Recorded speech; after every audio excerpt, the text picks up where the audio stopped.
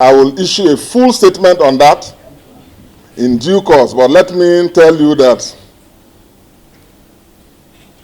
I am where I have been. I am where I am. I don't believe that Nigeria should be a one-party state. And as a soldier of democracy,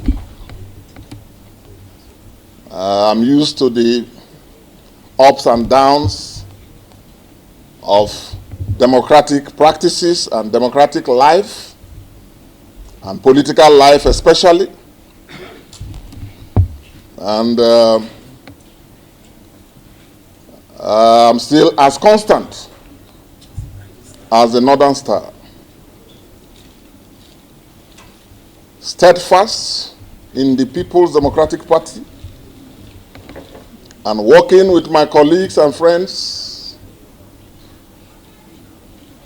to ensure that problems in the party are solved, and I hope that the governors and the leadership working committee who created this mess in our party, all of them, and who instead of showing leadership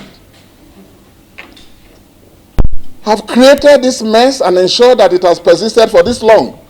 And they are the ones now bailing out after creating the problem that they could not solve or refuse to solve.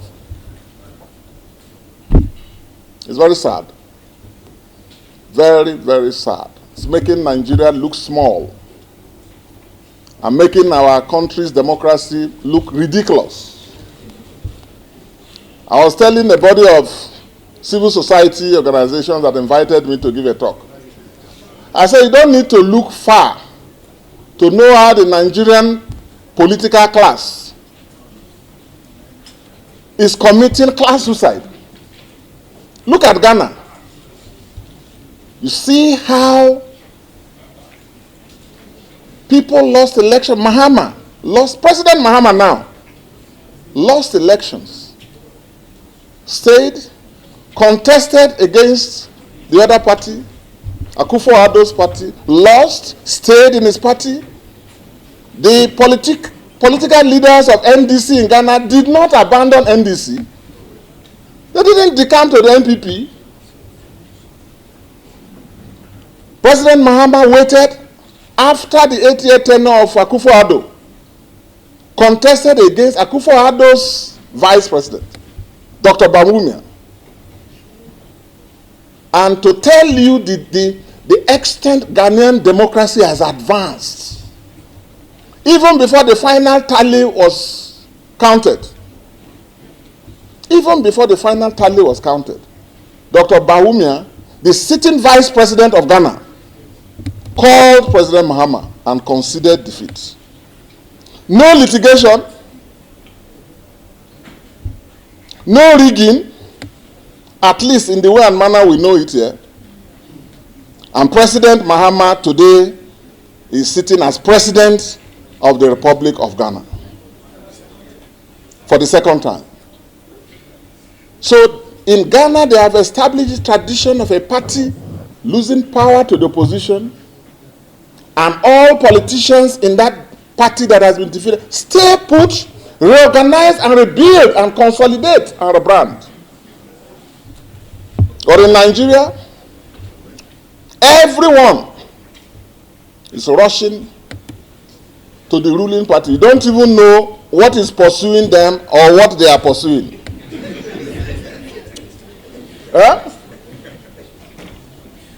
You don't really know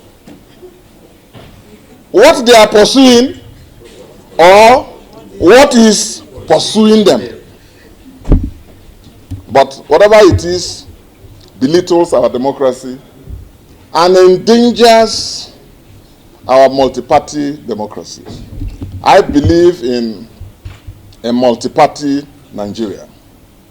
A plural Nigeria can only thrive on a plural democratic environment.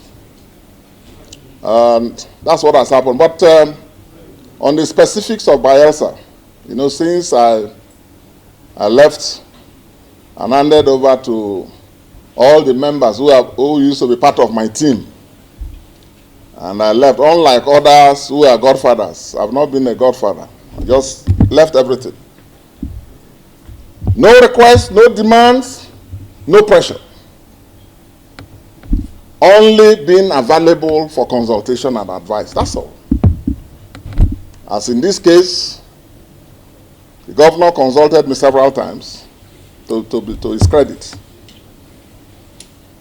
And I was not convinced because I didn't see any compelling reason for a second-term governor to defect. No reason. And we know the issues in the PDP, but issues are there to be solved by the governors and the leaders. Have they not been the leaders of the parties? But that's where we are. I've not made a comment on issues about myself since I left.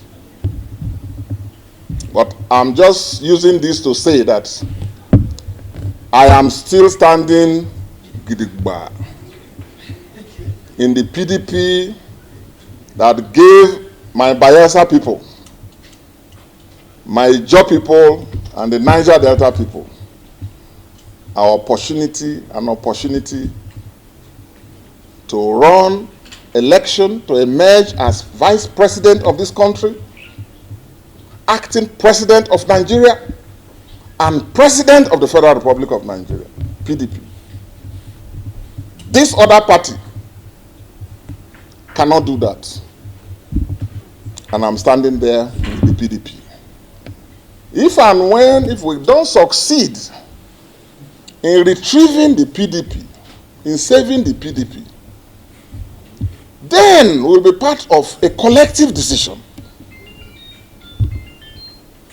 which again should not be the ruling party, because I believe there must be opposition. A democracy without opposition ceases to be democracy. It becomes dictatorship from that day. It becomes totalitarianism from that day. Position does not mean you have to be fighting. You have to be, here am I, supporting the president's nomination. By the Constitution, it is the responsibility of the president to forward a name of INEC chairman to us. And he has done that. I know there are people who say a president who is partisan should not have that power. But that is not the law as it is. That is the law as it ought to be, probably. By the existing law, it is a constitutional responsibility and prerogative of the president to forward a name. And if I find that worthy, I support. The other day, they declared an emergency in Rivers State. I came here to condemn it, and I still do so. You can't be wrong and get right. Wrong, wrong, wrong. He proposed a law on taxation reform. I supported it because I'm a federalist. I'm not in this political service for other considerations. I'm in it to advance my ideals and values that are bigger than me, that are bigger than all of us. Those are the things that move me, that have brought me to politics.